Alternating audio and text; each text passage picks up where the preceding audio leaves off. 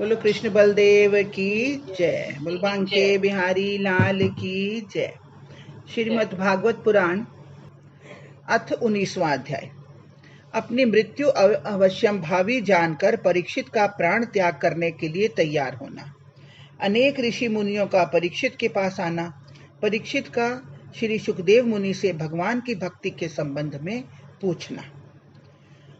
सूत जी कहते हैं कि इधर घर आकर राजा परीक्षित ने भी अपने किए हुए उस निंदित कर्म पर बड़ा पश्चाताप किया, परंतु अब वे करते ही क्या।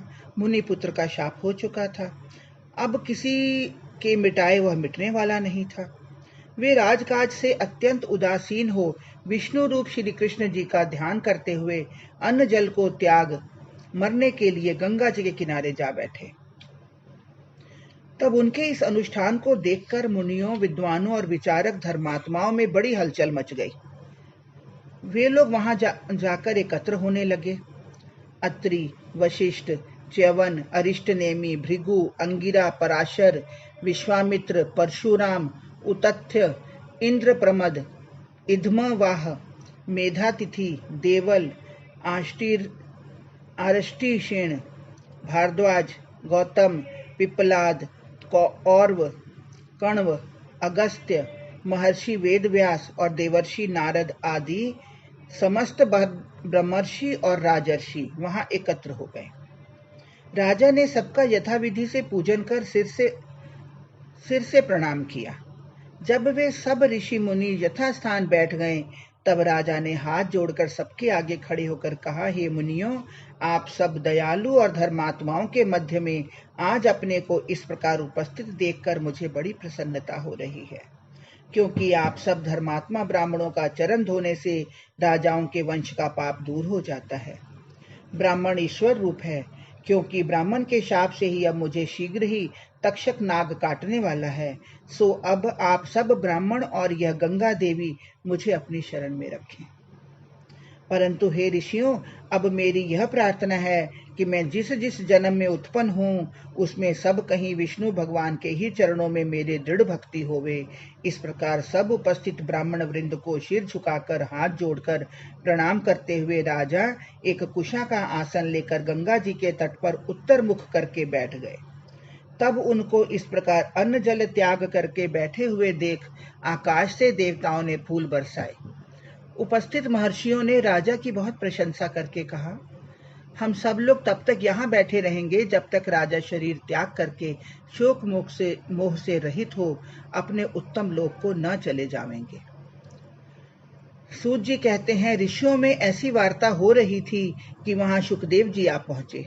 उस समय उनकी अवस्था कुल 16 वर्ष की थी, परंतु उतने समय में वे परम निर्वासनिक, आश्रमादिक चिन्हों से रहित और सब प्रकार से पूर्ण ज्ञानी हो चुके थे।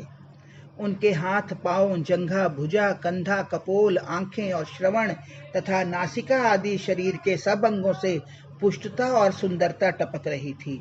तब उनको आते देखकर राजा परीक्षित सहित सब मुनि लोग अपने अपने आसनों से उठ खड़े हुए। राजा ने मस्तक झुकाकर सुखदेव जी का पूजन किया। फिर तो उन महर्षि, राजर्षि और देवर्षियों के समूह से घिरे हुए जब सुखदेव जी को राजा परीक्षित ने एक सुंदर आसन पर बैठाया, तो उस समय वे वैसे ही शोभायमान हुए कि जैसे तारागणों से घिरा हुआ चंद्रमा शोभित हो। तब उन शांत और तीक्ष्ण बुद्धि वाले सुखदेव मुनि के निकट जाकर राजा परीक्षित ने हाथ जोड़कर मस्तक नवाकर मृदु शब्दों में कहा, हे ब्रह्मन, आज आपका दर्शन कर मैं बड़ा भाग्यशाली हुआ। हमारा अहोभाग्य है जो आज आप लोगों ने दया करके मुझ मरने वाले को अतिथि रूप से दर्शन दिया है।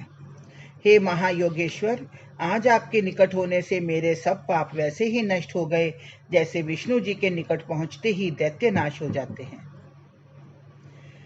इससे ज्ञात होता है कि आप पांडु पुत्रों के प्यारे भगवान श्री कृष्ण जी मुझ पर अवश्य ही प्रसन्न हैं। अन्यथा वह आप जिसकी गति को कोई आज तक नहीं जान सका और कोई भविष्य में भी जानने वाला नहीं है, सो आप आज मुझ मरने वाले से वर मांगो ऐसा क्यों कहते हैं? आप योगियों के उत्तम गुरु और सब सिद्धियों के देने वाले हैं। अतः हे प्रभु, मैं मृत्यु के निकट पहुंचा हुआ व्यक्ति आपसे यह पूछता हूँ कि इस संसार में आकर मनुष्यों को जप, श्रवण, कीर्तन, स्मरण और भजन क्या करना चाहिए और क्या नहीं। इसमें जो कर्तव्य हो सो आप निश्चय रूप से मुझे बताइए। हरिओम तत्सत, हरिओम तत्सत। बोलो कृष्ण बलदेव की जय, बोलो बांके बिहारी लाल की जय।